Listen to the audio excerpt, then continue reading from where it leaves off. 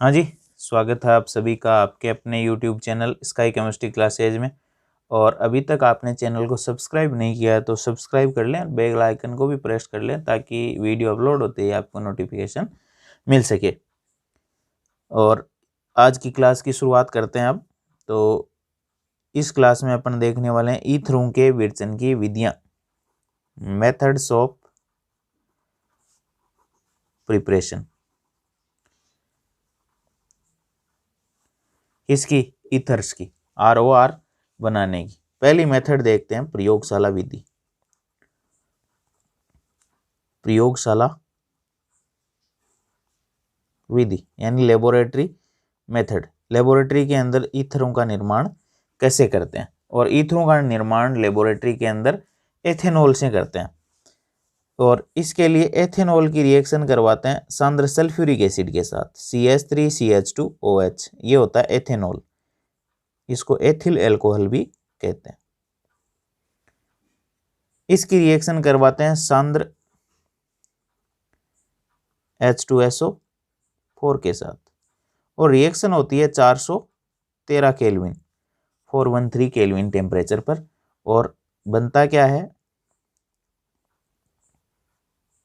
ये ईथर बनता है।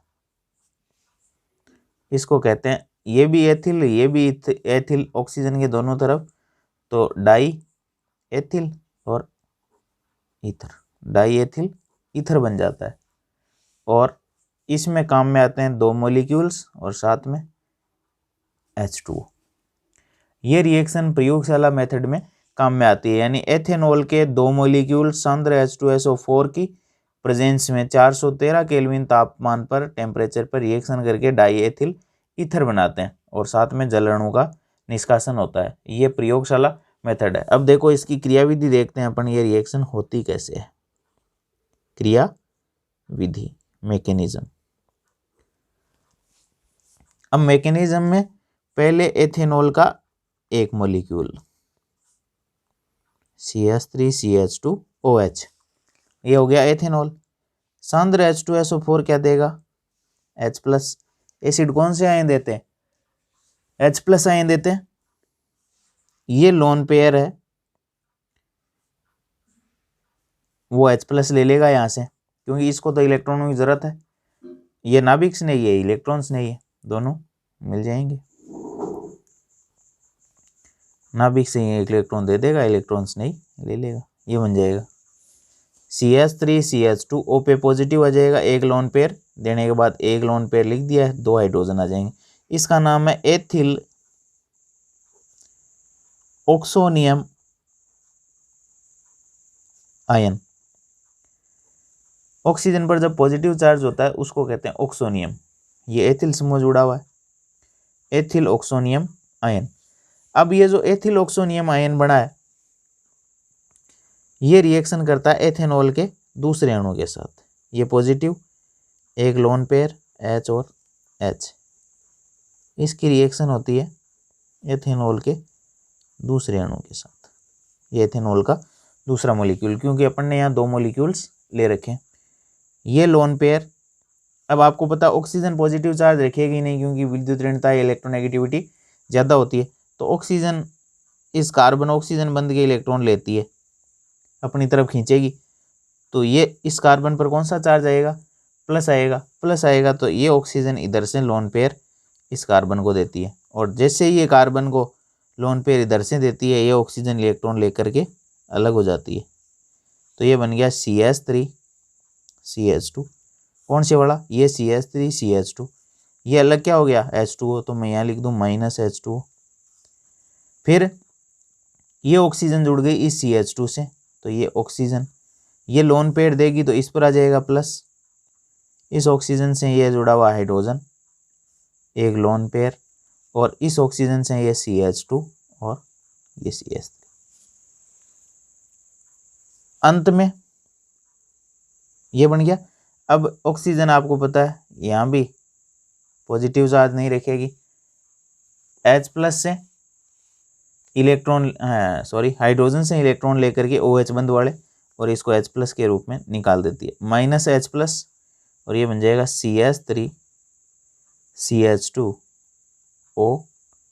CH2 और CH3। इसको कहते हैं डाई एथिल ईथर।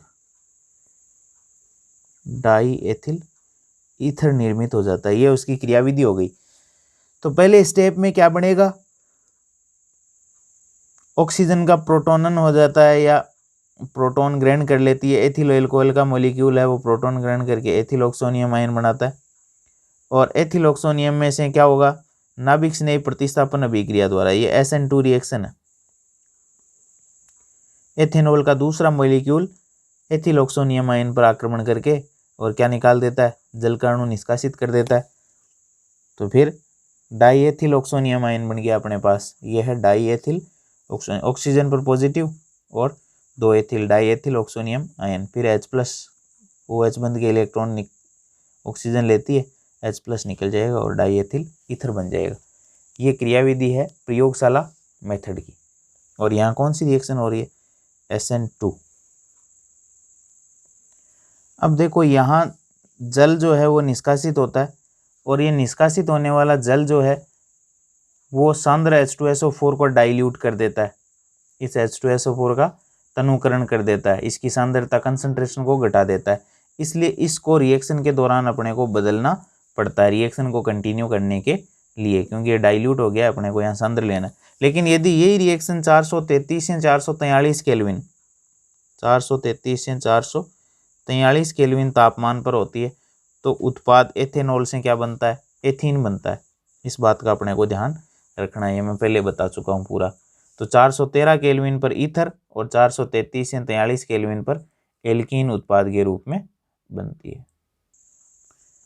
नेक्स्ट देखते हैं अन्य विधियों के अंदर एथेनॉल की वाष्प को CH3CH2OH।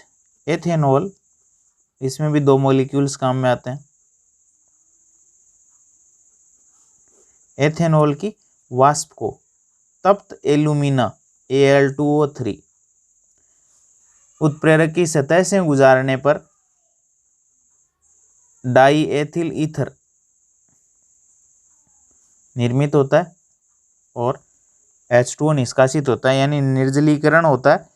लेकिन निर्जलीकरण में एथेनॉल के दोनों मॉलिक्यूल्स काम में आते हैं, एक का H और एक का OH। यानी मैं इसको यूं लिख सकता हूं,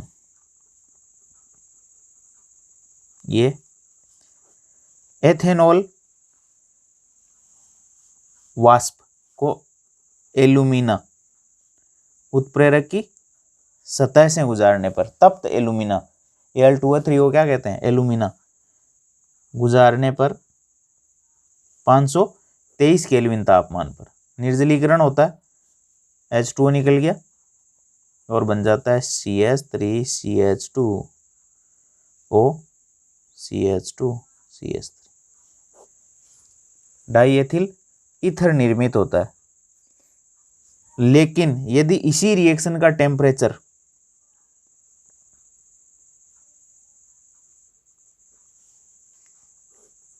Al2O3 एल्यूमिना तप्त 653 केल्विन पहुंच जाता है, टेम्परेचर कितना 653 केल्विन, तो एल्कोहल के अणु का ही निर्जलीकरण हो जाता है। यानी एल्कोहल के एक अणु में से जल निकल जाता है और एल्कीन उत्पाद के रूप में बनती है। एक वैलेंसी इस कार्बन की, एक वैलेंसी इस कार्बन की, तो ये H2O निकल गया और इन दोनों के बीच में वैलेंसी पूरी करने के लिए डबल बॉन्ड लगा देते हैं, तो एथीन उत्पाद के रूप में बनता है। यानी एथेनॉल CH3CH2OH आपको एक तरफ दे दे Al2O3 523 केल्विन ताप और एक तरफ दे दे Al2O3 653 केल्विन ताप, तो इधर तो बनेगा ईथर और इधर बनेगी एल्कीन।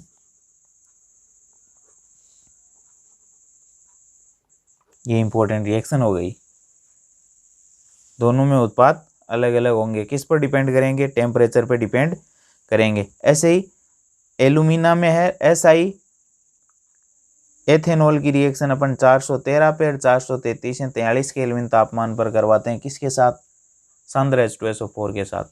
तो वहाँ भी ऐसा ही होता है। तो अपने को इन बातों का ध्यान रखना है। नेक्स्ट मेथड देखते हैं अपन, विलियमसन ईथर संश्लेषण। ये इंपॉर्टेंट है, वेरी वेरी इंपॉर्टेंट है, विलियमसन ईथर संश्लेषण। और इसमें रिएक्शन करवाते हैं एल्किल हैलाइडों की। ये है एल्किल और ये हैलाइड है, एल्किल हैलाइडों की रिएक्शन करवाते हैं किसके साथ, सोडियम या पोटेशियम एल्कोक्साइड के साथ। तो आपको पता है इसकी नेगेटिव इलेक्ट्रोनेगेटिविटी ज़्यादा है, इसकी कम है, तो इस पर पॉजिटिव, इस पे नेगेटिव। और सोडियम एल्कोक्साइड होता है ये एल्किल समूह के साथ ऑक्सीजन एल्कोक्साइड, ये सोडियम, तो सोडियम एल्कोक्साइड। ऑक्सीजन पर कौन सा चार्ज, नेगेटिव। सोडियम पे आपको पता है मेटल है, पॉजिटिव। ये कहाँ अटैक करेगी, ये पॉजिटिव चार्ज वाले एल्किल समूह पे, एक्स को निकाल देगी। क्या बन जाएगा, ROR, ये एक्स और ये NaX, ईथर बन गए। यह है सोडियम एल्कोक्साइड, इसको कहते हैं विलियमसन ईथर संश्लेषण। एल्किल हैलाइडों को सोडियम एल्कोक्साइड के साथ अभिकृत करने पर ईथर निर्मित होते हैं।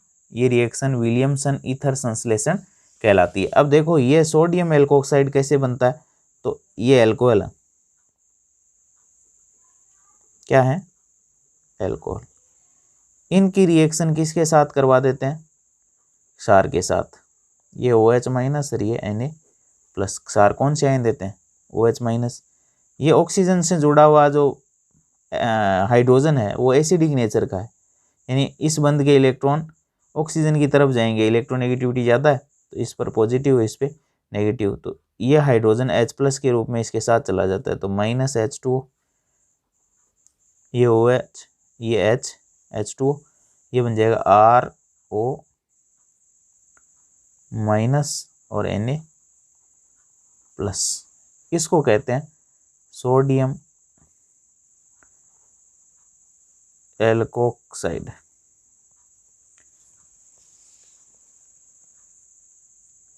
अब देखो एक एग्जांपल ले लेते हैं अपन, CH3CH2I, ये एल्किल हैलाइड हो गया अपना, इसका नाम है एथिल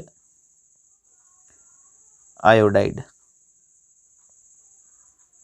इसकी रिएक्शन करवाते हैं अपन sodium Na plus O minus, इसका नाम है एथिल और ऑक्सीजन तो एथोक्साइड, और ये सोडियम, नाम हो जाएगा सोडियम एथोक्साइड। के साथ जब रिएक्शन करवाएंगे तो ये नेगेटिव चार्ज, ये नेगेटिव पार्शियली, ये पॉजिटिव, कहाँ अटैक करेगा, ये यहाँ पे कौन निकल जाएगा, आयोडाइड आयन। कौन जुड़ जाएगा, ये ऑक्सीजन इस कार्बन से जुड़ जाएगी, CH3 CH2O CH2 CH3 plus Na और I, डाईएथिल ईथर। कौन सी रिएक्शन होती है यहाँ, SN2 रिएक्शन होती है। यहाँ SN2 अभिक्रिया होती है, क्योंकि SN2 में बैक साइड अटैक होता है, अभिक्रिया एक ही पद के अंदर कंप्लीट हो जाती है, कोई मध्यवर्ती निर्मित नहीं होता, ये SN2 होती है। और ये विलियमसन ईथर संश्लेषण जो है, इस विधि से सरल और मिश्रित ईथर, सरल और मिश्रित दोनों ईथर बनाए जा सकते हैं, दोनों ईथर बनाए जा सकते हैं।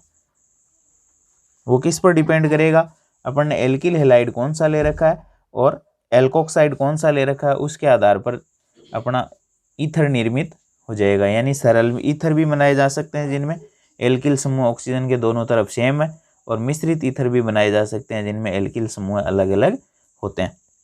तो अपन सीधी रिएक्शन अपन दिखाना चाहें तो CH3 और CH2Cl प्लस NaOCH3, ये ले लिया अपन ने।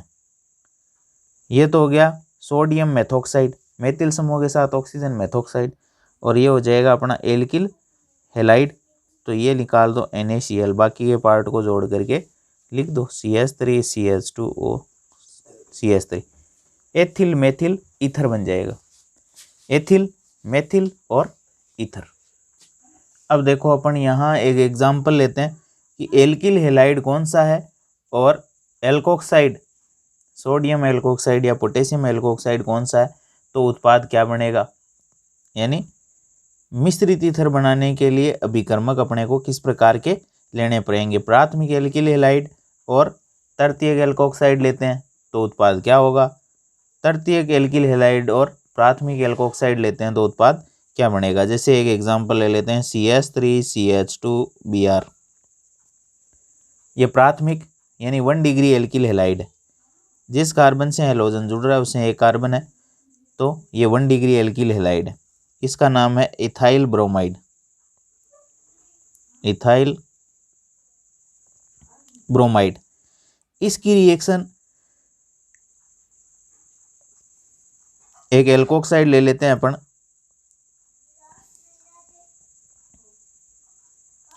इसका नाम है सोडियम, सोडियम ये ट्रसरी ब्यूटिल है, ट्रसरी ब्यूटिल। जिस कार्बन से 3 कार्बन जुड़ रहे हैं तो वो 3 डिग्री हो गया, और टोटल 4 कार्बन है, ट्रसरी ब्यूटिल, तृतीयक ब्यूटिल, और यह ऑक्सीजन, इसका नाम हो जाएगा ट्रसरी ब्यूटोक्साइड, सोडियम तृतीयक ब्यूटोक्साइड। इसकी रिएक्शन करवाते हैं तो ये विलियमसन ईथर संश्लेषण है, सोडियम एल्कोक्साइड की रिएक्शन एल्किल हेलाइड के साथ। अब आपको पता है ये बड़ा समूह है, कौन कहाँ अटैक करेगा, इसको यहाँ पहुँचना है इस ऑक्सीजन को, तो यदि इधर बड़े समूह नहीं है तो पहुँच जाएगा। एल्किल हेलाइड प्राथमिक है या मेथिल हेलाइड है तो ये यहाँ पहुँचने में कोई समस्या इसको नहीं होगी, इसको निकाल देगा, क्या बन जाएगा CH2O CH3 CH3,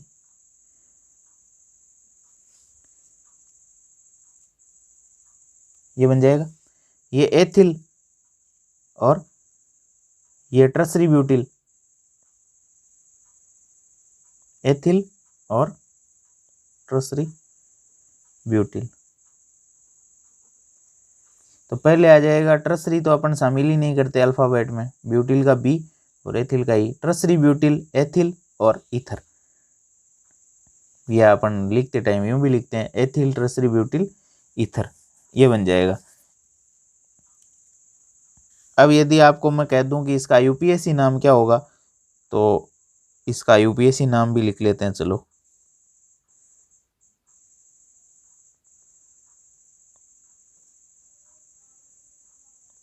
ये है अपने पास, तो इसमें देखो छोटा तो है एल्किल समूह, ये इसके साथ ऑक्सीजन जाएगी। बड़ा एल्किल समूह है, उसमें सबसे लंबी कार्बन चेन कोई सी सिलेक्ट कर लो, 3 कार्बन की सिलेक्ट कर ली। अब कार्बन चेन के ऊपर ये प्रतिस्थापी रह गए, ये भी प्रतिस्थापी है और ये प्रतिस्थापी है। एथॉक्सी कितने नंबर पे है, इस पे नंबर डालो 1 2 और 3। 2 नंबर पे मेथिल है और 2 नंबर पे ही एथॉक्सी है, तो हो जाएगा 2 एथॉक्सी 2 मेथिल, और चेन में कितने कार्बन है 3, तो प्रोपेन, 2 एथॉक्सी 2 मेथिल प्रोपेन हो जाएगा नाम। तो क्या करेंगे, छोटे एल्किल समूह के साथ ऑक्सीजन भेज दो, फिर बड़ा एल्किल समूह उसमें सबसे लंबी कार्बन चेन सिलेक्ट कर लो। कार्बन चेन सिलेक्ट करने के बाद कार्बन चेन पे नंबर दो, नंबर उधर से देने पड़ेंगे अपने को।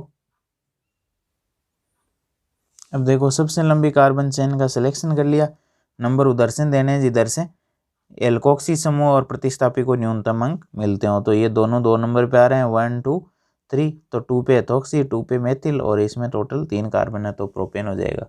इस तरीके से अपन नामकरण इनका कर सकेंगे।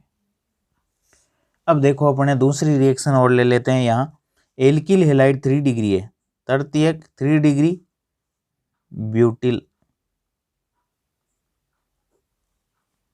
ब्रोमाइड है, तृतीयक ब्यूटिल ब्रोमाइड है। ये हो जाएगा सोडियम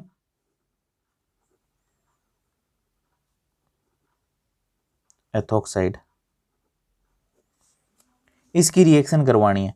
अब आपको पता है ये ऑक्सीजन जो है इस पे नेगेटिव चार्ज है, ये बॉन्ड पोलर है, ये नेगेटिव और ये पॉजिटिव। इस नेगेटिव चार्ज को कहाँ पहुंचना है, इस कार्बन तक पहुंचना है, इस कार्बन पर अटैक करना है। कहाँ अटैक करना है, इस कार्बन पे। अब इस कार्बन पे जब ये ऑक्सीजन वाला नेगेटिव चार्ज अटैक करेगा तो इन समूह के साथ क्या करना पड़ेगा, प्रतिकर्षण करना पड़ेगा। यहाँ तक पहुंच ही नहीं पाएगा क्योंकि 3 कार्बन जुड़े हुए हैं, 3 कार्बन पर 3 हाइड्रोजन जुड़े हुए हैं, प्रतिकर्षण बहुत ही ज्यादा होगा। त्रिविम बाधा प्रभाव कहते हैं इसको, जब समूह किसी आने वाले समूह के साथ प्रतिकर्षण करता है। ये फ्रंट साइड से अटैक करना पॉसिबल नहीं है क्योंकि Br पे नेगेटिव आंशिक, इस पे भी नेगेटिव, नेगेटिव नेगेटिव को रिपेल करेगा, प्रतिकर्षित करेगा। तो बैक साइड यहाँ तो 3 कार्बन और 3 कार्बनों पर 3 हाइड्रोजन आने नहीं देंगे, यहाँ पहुंचना है इसको तो, और सामने से ये नहीं आने देगा तो फिर क्या होगा, तो फिर मौका पा करके और ये जो एथोक्साइड आयन है वो साइड से H+ ले लेता है, घुसपैठ या घुसपैठ करता है साइड से, अंदर तो घुसने ही नहीं दे रहे कोई। ये है अपने पास Na+O- CH2 CH3, तो घुसपैठ साइड से करता है और साइड वाला H+ ले लेता है। इसके 2 काम है, या ये तो न्यूक्लियोफाइल की तरह है, या यानी नाभिक स्नेही, यानी पॉजिटिव चार्ज पर अटैक। एक काम तो इसका ये है। दूसरा काम है ये H+ यदि कोई देने की स्थिति में है या दे सकता है तो H+ आयन ग्रहण कर सकता है, या तो नाभिक रागी के रूप में आक्रमण कर देता है पॉजिटिव चार्ज पे, या क्या कर लेता है H+ आयन ले लेता है। अब अटैक करने की स्थिति में तो है नहीं क्योंकि इस कार्बन पे अटैक करना चाहता है, इस पे आंशिक नेगेटिव चार्ज है और इस पर पॉजिटिव चार्ज है। ऑक्सीजन को कहाँ अटैक करना है, इस कार्बन पे। तो पीछे से आक्रमण के लिए तो ये 3 समूह नहीं आने दे रहे, 3 मेथिल लग रहे हैं। आगे से ये ब्रोमाइड आयन नहीं आने दे रहा, तो क्या करता है ये साइड से मौकाप्रस्त, मौका पा करके और घुसपैठ करता है, H+ को अपने साथ ले जाता है, जैसे घुसपैठ ये करते हैं। ये H+ इसके साथ चला जाता है, तो ये H+ जब इसके साथ जाएगा तो ये बन जाएगा CH3 CH2, O के साथ क्या जाएगा H, ये हो जाएगा CH3 CH2 OH प्लस, इधर देखो क्या बना CH3 CH2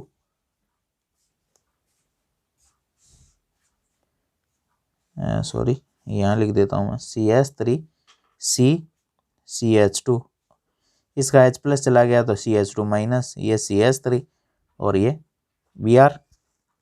अब इस बॉन्ड के अंदर पोलैरिटी है माइनस और ये प्लस, ये नेगेटिव चार्ज यहाँ कार्बन कार्बन बॉन्ड के रूप में आता है और इस Br को निकाल देता है, तो ये बन जाता है CH3 C, ये आ जाता है डबल बॉन्ड CH2, ये CH3 और ये हो जाता है Br-,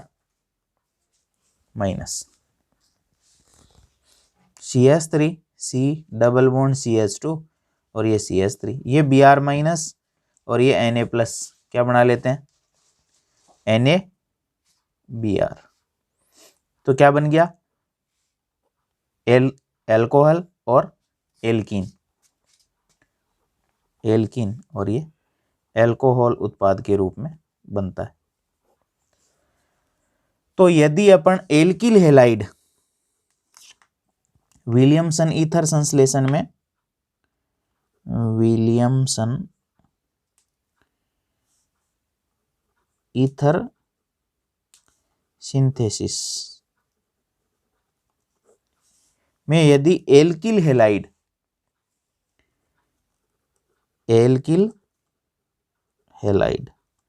कौन सा लें 3 डिग्री,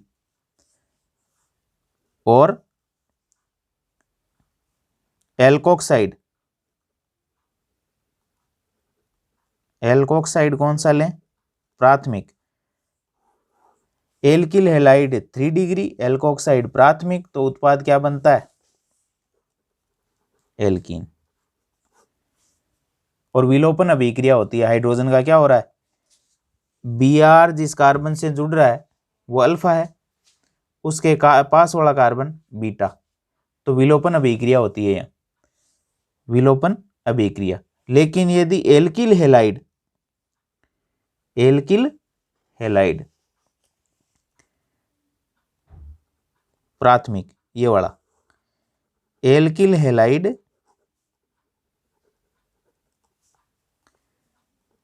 1 डिग्री और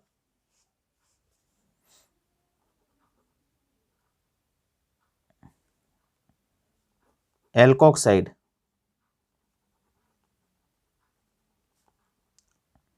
आयन तृतीयक हो, तो क्या बनता है उत्पाद, ईथर। इस बात का अपने को ध्यान रखना है कि एल्किल हैलाइड अपना प्राथमिक, एल्कोक्साइड आयन तृतीयक, तो उत्पाद ईथर। और यदि alkyl halide 3 degree, alkoxide ion प्राथमिक हो, तो उत्पाद एल्कीन निर्मित होता है। नेक्स्ट मेथड देखते हैं, एल्किल हैलाइडों को, एल्किल हैलाइडों को सिल्वर ऑक्साइड यानी Ag2O के साथ जब अभिकृत करते हैं, ये क्या है, Ag2O, ये सिल्वर ऑक्साइड। एल्किल हैलाइडों को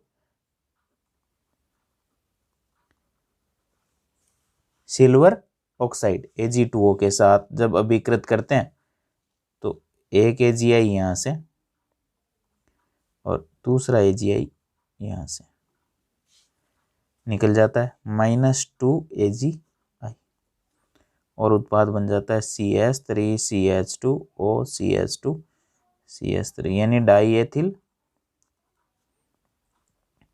ईथर। डाई एथिल ईथर उत्पाद के रूप में प्राप्त होगा अपने को। सिल्वर ऑक्साइड की रिएक्शन अपन एल्किल हैलाइडों के साथ रिएक्शन करवाते हैं, तो डाई एथिल ईथर उत्पाद के रूप में बनता है।